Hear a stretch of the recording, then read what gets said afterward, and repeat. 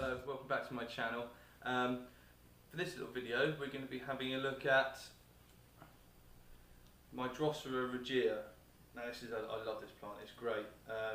It's been outside for the last sort of like 3 weeks. It's raining so much at the moment, so all of these plants have sort of gone back into the greenhouse for the moment. So we're going to be having a look at this. We've got some dead leaves on it, so we're going to be trimming some of these off with a sharp set of snips.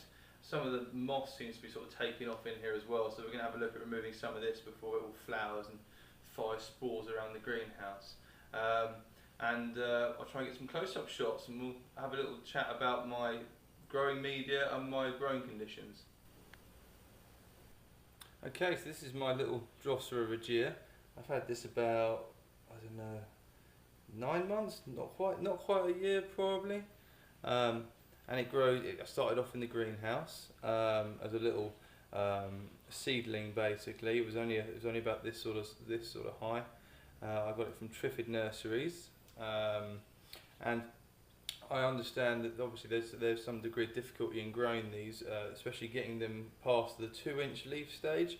From what from the research I did, it looked like they would get to a certain size and then they just mysteriously die off through root rot, or for just some unbeknownst reason. So I did a bit of research, looked at how some other people on the CPUK forum were growing these guys, and I came across, well, the secret I came across and what I've used is there's 3 or 4 Osmocote slow release fertilizer pellets in this mix, and this mix is aquarium gravel, sand and peat. So it's actually, apart from the moss which is holding it all together on top, it's actually quite a loose, free draining rocky mix, and I just bottom water it, so when the water runs out in the bottom of the saucer I just top it up, so it stays moist but it's not stood in water.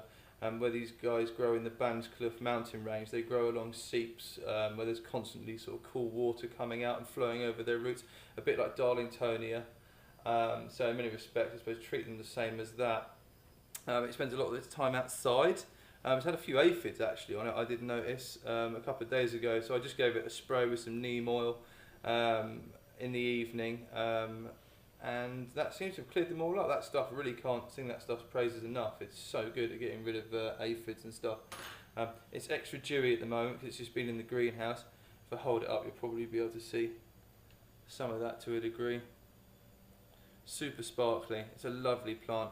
And this thing's still just a baby. This thing will get massive yet. Some of these leaves have been reported of being like this one, like 12 inches, maybe even more. So I'm in no way an expert with these at all. The tin foil around the, I lifted up so it doesn't sit in the water because obviously aluminium is poisonous to plants and roots. I know it is for tree roots, so best to sort of avoid that. No, the reason I put the tin foil around it is to keep it cool during the summer when it's outside. It sits on top of my shed in a little bit of water. And this is just to reflect some of the sun off of the pot so that the roots don't get too hot, and it seems to work really well. It likes it out there, it catches a lot of prey, and grows really prolifically for me, really well. Lots of new growth. I'm hoping to get it to flower so I can get some seeds off of it. That would be excellent, that would, but we'll have to wait. I don't think we're going to get any this summer. It's absolutely pouring with rain outside at the moment. In fact, I'm surprised you can't hear it on the roof. I can certainly hear the washing machine going in the background. So anyway, there's a few dead leaves in here. So what I'm going to do is I'm just going to use a set of these snips here. I've just put them underneath the flame again just to clean them off. Make sure there's nothing like viral or bacterial which is going to get in there. And just snip off these black leaves.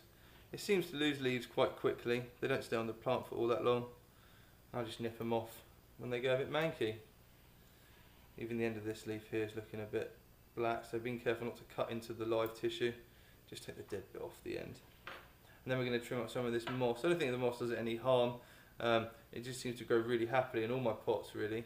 The only time it becomes an issue is with when I've got seedlings. I've got some seedling Drosera venusta in there at the moment, and some Drosera binata multifida as well. And getting, even though I wash my media, it still seems like the moss will inevitably start to grow in there. Another good use for neem oil as well is keeping the mould down, because obviously you get a bit of mould growing in there. So it's already starting to look a bit smarter. I'm just going to grab these moss fronds here and trim these down as well, because they'll only sporificate and we'll end up with more moss growing everywhere else. So just nip that off. I hope the higher light conditions was going to kill all this off, or at least stop it growing quite so profusely. It had very little impact whatsoever. In fact, I think it started growing faster. So I'll just nip all of these off of here. I don't know what I'm going to do about light during the winter, because of course these guys like a lot of light.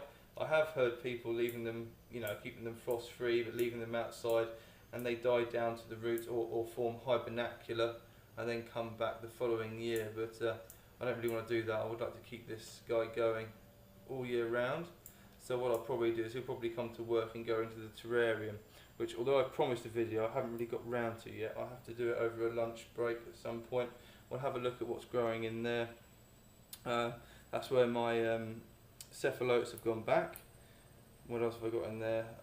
The parent Drosera venusta is in there. My Hamiltonii, some Vermanii are in there. I've even got some seedling Dionia, Scipulata.